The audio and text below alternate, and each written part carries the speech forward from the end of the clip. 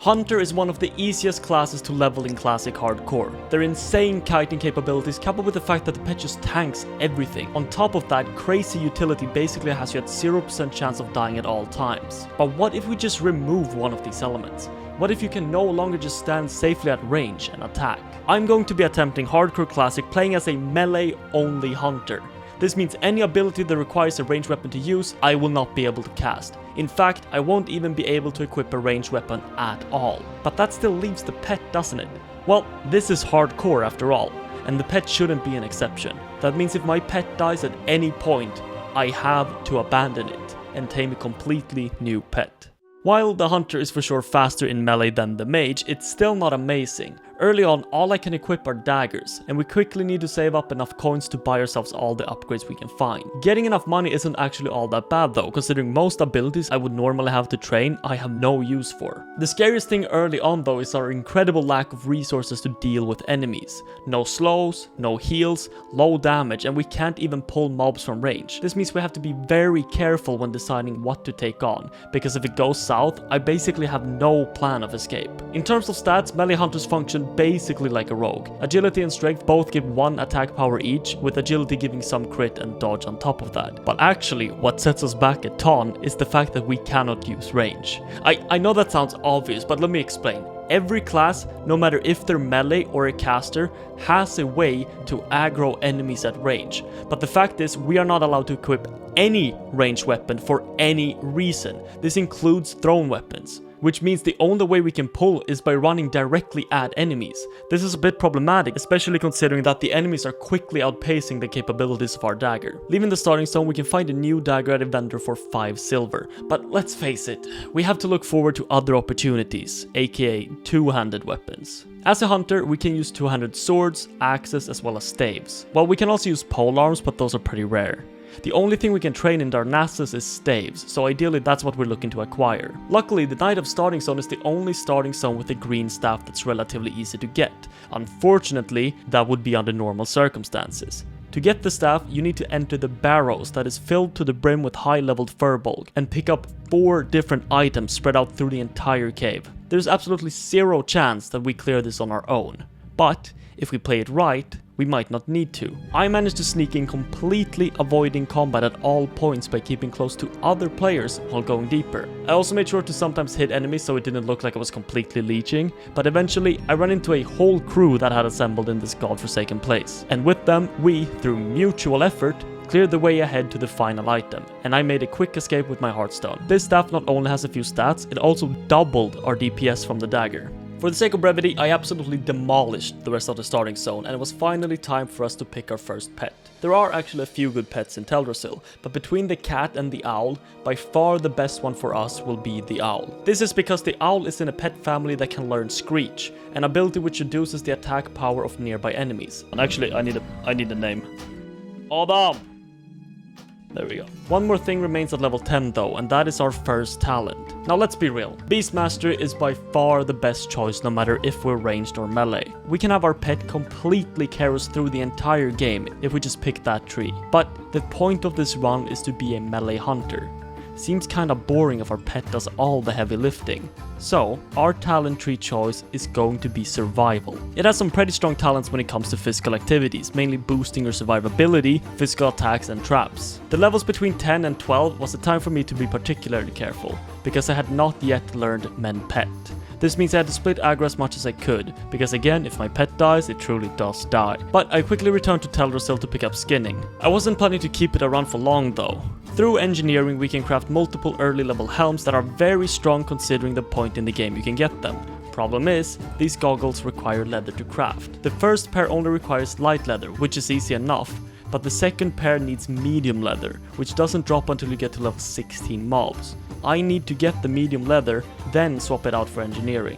It doesn't really hurt us at all to not have engi from the get-go anyways, considering I can just stockpile all the ore I get from mining and craft it all at once, after I'm done with the medium leather. When we hit level 11, it was time for us to hunt for a new weapon upgrade. there's an extremely easy to get staff from the Red Crystal questline. Essentially all you have to do is just run to the crystal twice and then you're done. Congratulations, you now have a new staff. If I want to stay in Darkshore, I would need to grind an obscene amount of enemies to stay on top of my level, which normal as a hunter is completely fine, but most likely unviable in my state. Therefore, at level 13 I decided it was time to pack up and head over to the Eastern Kingdoms. Westfall will give me at least 2 easy levels, but more importantly, it's where we are looking to not only get our next weapons, but also tame the Vulture, which is the pet that will unlock Screech for us. Although, the road to Westfall can be a bit treacherous. The crocodiles on the way through wetlands is a significant portion of premature Night of Death statistics, and I really didn't feel like risking it. So, the safer route is to just simply swim to Westfall. It's not fast, but guaranteed to be completely safe.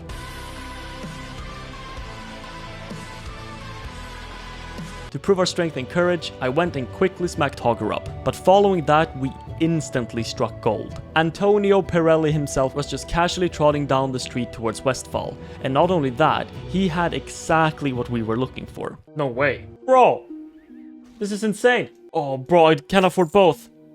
Oh no. Pirelli sells 2 swords. One has 7 stamina and requires level 17, the other has 8 strength and requires level 19. Each point of strength gives us 1 attack power, which in the grand scheme of things actually affects our damage per second a very minimal amount. At this level, the stats just aren't enough to justify going for damage. On the contrary, 7 stamina is currently 15% extra health. And comparing the DPS between the two, it's not bad at all. Plus we get it at 2 earlier levels. So I splurged all my cash on the sword and then didn't have enough for the bracers, but we can always come back for those. Westfall was quick enough and I actually felt kinda strong, even managing to pull 3 gnolls at once. Through my research I had found a pair of boots on a vendor chilling inside Moonbrook. Although once there, I found myself in a race with another hunter who was just as eager to reach the vendor. Because I knew exactly what I was looking for though, I snagged the only pair of boots, then dipped. We actually managed to get quite a few levels here, and once we were level 16, it was time for the big task at hand. Taming our new pet. Taming a pet is actually surprisingly terrifying. Your armor gets reduced to nothing, and you cannot dodge or parry anything while channeling. On top of this, both my 2 initial attempts just straight up failed, and I don't really know why. But after stalking priests around Sentinel Hill for a few moments, one of them finally got a clue and threw me a buff. Now, being a bit healthier, the taming wouldn't be as scary, and I subsequently got my new pet.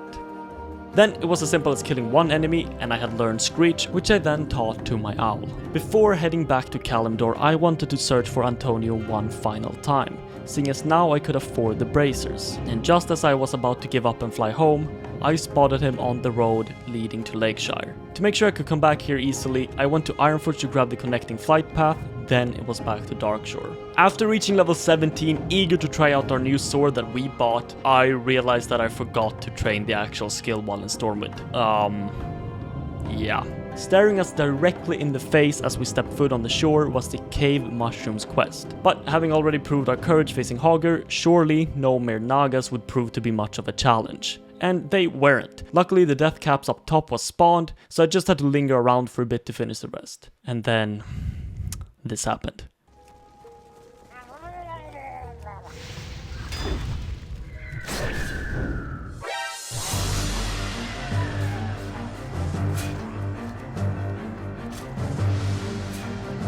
Adam! Nej! Nej! Åh, vad fuck hände? What the hell was that? Bort med dig, äckliga jävla björn. Abandon. Okay, so what was that? Well, Murkdeep is spawned by walking close to the bonfire in the middle of the Murloc camp. Before he spawns though, you must first fight 2 waves of smaller Murlocs. First, you fight 3 Coast Runners, then 2 Warriors, then Murkdeep with a Hunter. The reason why I didn't think this would happen was the 2 Warriors from the event were up and alive at the camp, so I assumed that the event wouldn't start over as long as they were alive. Clearly, I was wrong. And we have to say goodbye to our first pet, Adam. But with time we will heal.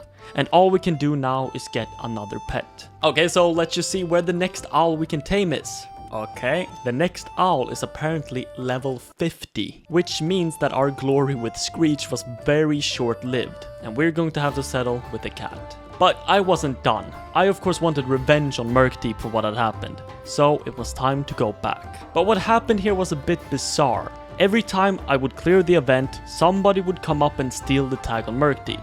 But what's even weirder is that half the people who did just straight up died to him.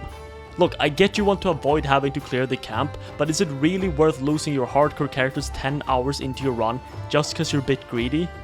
Anyways, the event is super strange. In the end, I just found Murkdeep chilling in the water for some reason and went ahead and killed him.